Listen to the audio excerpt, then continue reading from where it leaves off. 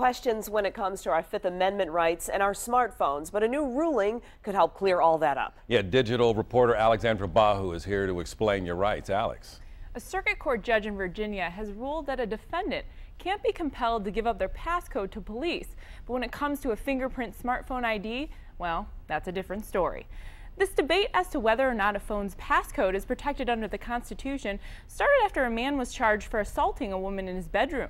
The victim told the court that the assault may have been caught on his cell phone, but the question emerged: would producing a passcode or fingerprint to access information on a cell phone violate the defendant's Fifth Amendment rights? The Fifth Amendment prohibits forced self-incrimination. Now, the judge ruled that the defendant can't be compelled to give away his passcode because it only lives in the defendant's mind and will require him to confess that information. But he can be compelled to produce his fingerprint, which the judge said is like a physical key or document and doesn't require the defendant to divulge any information.